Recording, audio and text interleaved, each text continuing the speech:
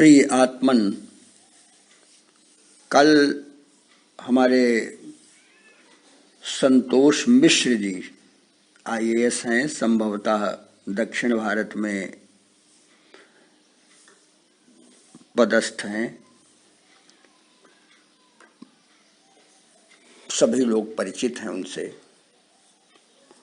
उनका एक प्रकार से आकस्मिक रूप से टेलीफोन आया। शायद उन्होंने पहली बार ये हमारा जो नित्य का अनुकथन होता है इसको उन्होंने सुना और उनको सुख मिला, उत्साह मिला। ये मेरे लिए एक बड़े सौभाग्य का कारण बनता है। पहले जब तुम लोग पढ़ते थे तो उस समय जब तुम हमारी बात समझ जाते थे और समझने के बाद अपने विचारों को उस बात के साथ समन्वित करते थे तो हम तुमको प्रतिभाशाली मानकर तुम्हारा उत्साह बढ़ाते थे। अब जब तुम हमारी बात का समर्थन करते हो तो हम उत्साहित होते हैं। यह परस्परावलंबन इस सृष्टि का सिद्धांत है। पहले पिता अपने बच्चे को तरह तरह के शिक्षण प्रशिक्षण देता है, फिर उसके बाद अगर वो सचमुच में सद्वृत्तियों वाला पिता है तो फिर जब उसका पुत्र बड़ा हो जाता है, समझदार हो जाता है, संयमी शीलवान होता है तो उसके परामर्श के हिसाब से चलता है। और फिर वो नहीं कहता कि नहीं जो मैं कह रहा हूं उसको करो। अगर वो सचमुच में धर्माधारित जीवन जीने का अभ्यासी है। हमारे देश में बड़ा विचित्र अनुभव है महर्षियों का को धर्म शब्द का प्रायः प्रयोग करते हैं। धर्माधारित, धर्माधिष्ठित, धर्मवान। मेरे प्यारे आत्मीजन, यह संसार उत्थान पतन का एक बड़ा मोहक नमूना है। कभी उठता है, कभी गिरता है। और जो मनुष्य दृष्टा रूप में इस संसार के इस उत्थान पतन को देखता है वो सचमुच में संसार में रहता हुआ भी संसार से भयभीत नहीं होता और संसार से कभी भी किसी प्रकार का अनुराग नहीं रखता। संसार के प्रति कोई भ्रम नहीं। लेकिन जो सचमुच में केवल मनुष्य का स्वरूप है उनको ये सब बहुत सताता है, बहुत पीड़ित करता है। किसी अच्छे चिंतक कवि ने कह दिया संस्कृत भाषा में, आहार निद्रा भय मैथुनम च सामान्य में तत्पशुभिर नराणाम धर्मो हि तेषाम अधिको विशेषो धर्मेण ही न पशुभिः समाना। यद्यपि पशु का भी एक धर्म है। गाय मांस नहीं खाएगी और जबरदस्ती अगर इंग्लैंड के लोग उसको मांस खिलाने की चेष्टा करेंगे तो फिर वो पागल हो जाएगी, काउमैड रोग हो जाएगा। आप ये सब जानते हैं, इसलिए संकेत करता हूं।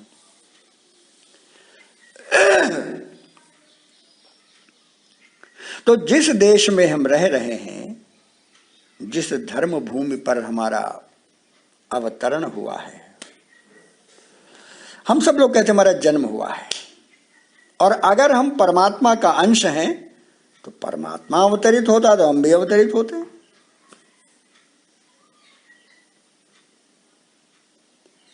और अवतरण के माध्यम है। मां की कोख एक पवित्र आश्रय भी है और मां की कोख तमाम प्रकार की वासनाओं का भंडार भी है। दृष्टि कैसी है, भाव कैसा है, और उस भाव के प्रति विश्वास कैसा है। और इसीलिए जब गीता का उपदेश प्रारंभ होता है, धर्म क्षेत्रे कुरुक्षेत्रे समवेता युयुत्सवः मामकाः पांडवाश्चैव किम कुर्वत संजय। संजय कौन? व्यास का बड़ा विश्वसनीय शिष्य है। व्यास कौन? जो दृष्टा है, त्रिकालदर्शी हैं। व्यास का जन्म कैसे हुआ है? ये भारतवर्ष की एक ऐसी विशेषता है जिसमें हम कई बार सामान्य बुद्धि वाले बड़े भ्रमित हो जाते हैं।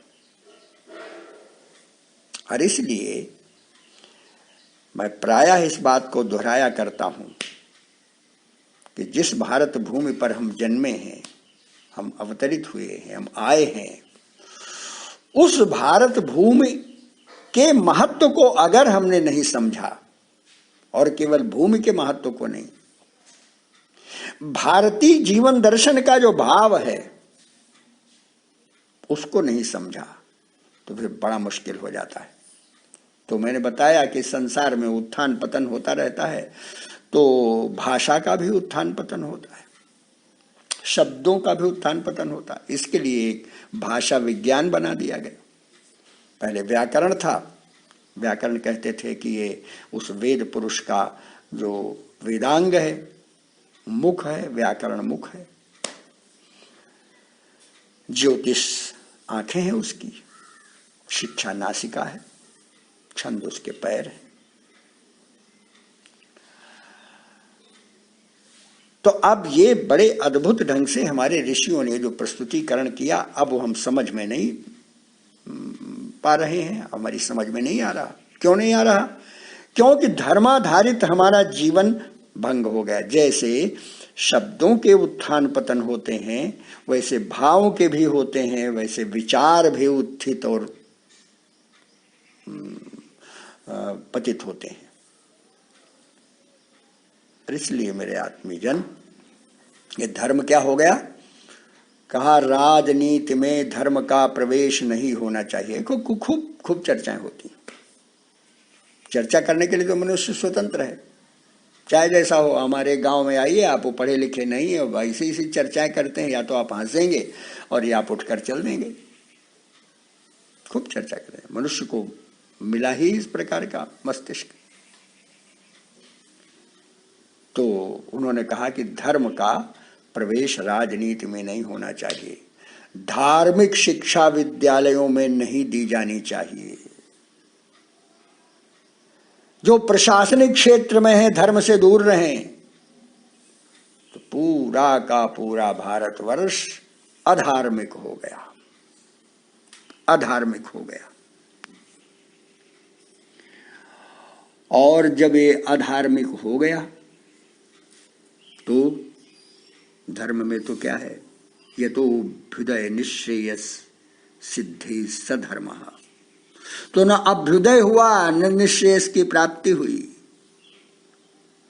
वेद स्मृति सदाचारः स्वस्य च प्रियमात्मनः एतत् चतुर्विधि प्राहु साक्षात् धर्मस्य लक्षणम्।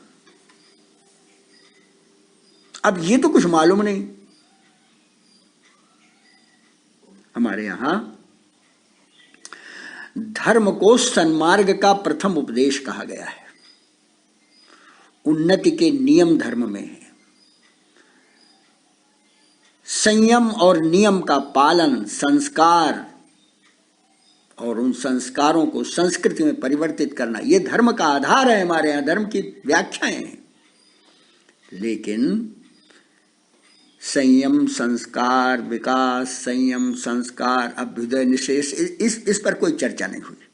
चर्चा हुई जो घंटी बजाते हैं, चंदन लगाते हैं और कुछ भी बक देते हैं, शुद्ध शुद्ध मंत्र पढ़ देते हैं, पैसा कमा लेते हैं, ये धार्मिक लोग हैं। और फिर कुछ धार्मिक उपदेशक भी बैठ गए, खूब गा बजा लेते हैं, जनता को आकर्षित कर लेते हैं, उनका मनोरंजन करते हैं। उनका अभ्युदय नहीं करते, मनोरंजन करते हैं, मन तक सीमित, जैसे नौटंकी वाले करते हैं। और फिर पैसा लेते हैं और फिर मंत्र दीक्षा भी देते हैं। फिर कंठी माला भी बेचते हैं, फिर चूरन बना बेचने लगते हैं, फिर ताकत की दवाइयाँ बेचने लगते हैं, फिर उसके बाद फिर अगरबत्ती हो, मोमबत्ती हो और तमाम प्रकार के ये व्यापार करने लगते हैं। और हैं उपदेशक। हमारे यहाँ क्या था, उपदेश वो करेगा जिसको संसार से किसी प्रकार का लगाव नहीं है, प्रयासपूर्वक उसको नहीं, आप ये ले लीजिए, नहीं हमको आवश्यकता नहीं है। और यहां आपने कहा ले लीजिए, हम ललचा गए, ऊपर से कह रहे नहीं हमको नहीं चाहिए, भीतर से लग रहा नहीं ये छोड़ के चले जाएं, और उपदेश कर रहे हैं। तो जब वो उपदेश कर रहे हैं तो वो धर्म के लोग हैं, तो धीरे धीरे धर्म अपने कर्म के आधार पर लांछित हो गया। तो धर्म एक प्रकार से अर्थ संकोच हो गया। अर्थ संकोच, अर्थ विस्तार, अर्थादेश, अर्थ तमाम ऐसे भाषा विज्ञान में शब्द हैं जो साहित्य से जुड़े लोग हैं जानते हैं।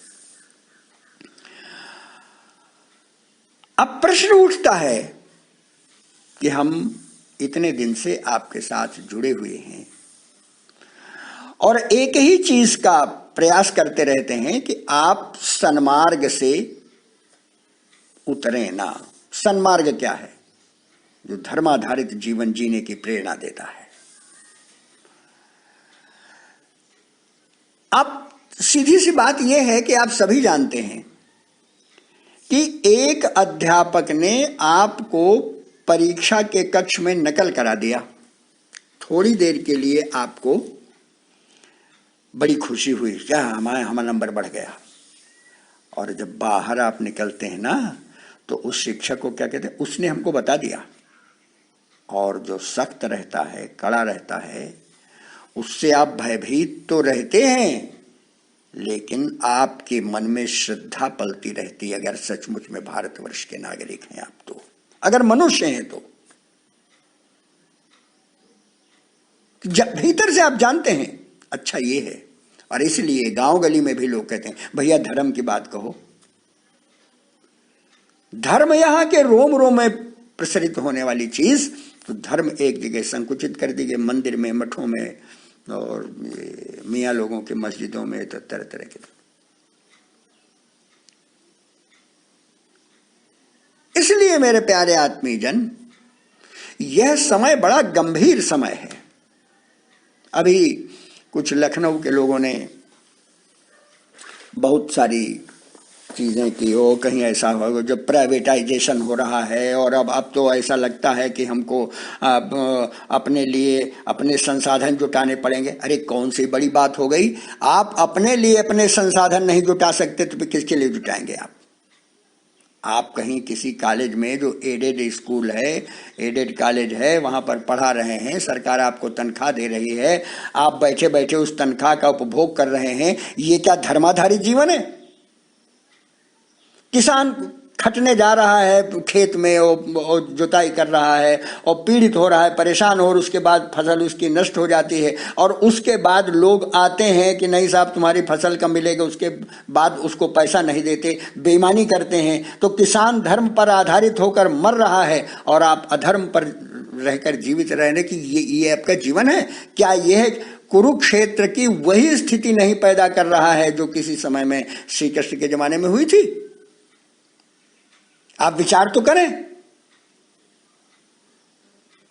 आप बैठकर या हम बैठकर किसी भी व्यक्ति की आलोचना करना, ये तो आलोचना में बुराई, आलोचना उस तरह से नहीं, बुराई, ये बहुत आसान है, लेकिन आत्मस्थ होकर विचार करना हमारा कर्तव्य क्या है। इसलिए धर्म का मूल जो आशय है वो है कर्तव्य, करणीय, क्या करना चाहिए। मनुष्य तो वो है कि वही मनुष्य है कि जो मनुष्य के लिए मरे। यही पशु प्रवृत्ति है कि आप ही चरे, वही मनुष्य है कि जो मनुष्य के लिए मरे। और ये आप अभी कोरोना के संकट में देख चुके हैं, कितने लोग एकदम जूझ मरे, मांगते थे, अपने लिए कभी नहीं मांगा, मांगते थे और बांटते थे और उनको संतोष मिलता था। ये सचमुच में भारत की संस्कृति का अवदान है, ये भारत की संस्कृति का देय है आपको, जो आपको मिला है, माँ के दूध से आपने पिया है। और इसलिए परमात्मा स्वयं, आप जो देखें, वेदाहमेतम पुरुषम महांतम आदित्य वर्णम तमसा परस्तात् तमेव विद्वान इति मृत्युमेति नान्यः पंथा विद्यते अयनाय, नान्यः पंथा विद्यते अयनाय। आप पढ़ें तो परमात्मा सर्वत्र विद्यमान है, जन्म में भी मृत्यु में भी। और यह अनुभूति भारतवर्ष का व्यक्ति जब करता है तो सचमुच में वो ऋषित्व को प्राप्त होता है, वही उपदेशक हो जाता है, वही मार्गदर्शक हो जाता है। और जब ये भ्रष्ट हो जाती है व्यवस्था तो फिर बड़ी पीड़ाएं होती हैं। इसलिए मेरे प्यारे आत्मीय जन, आत्मस्थ होकर पहचानिए। समय हो गया, इसलिए मैं बीच में विषय बंद करता हूं। बहुत बहुत आशीष, धन्यवाद।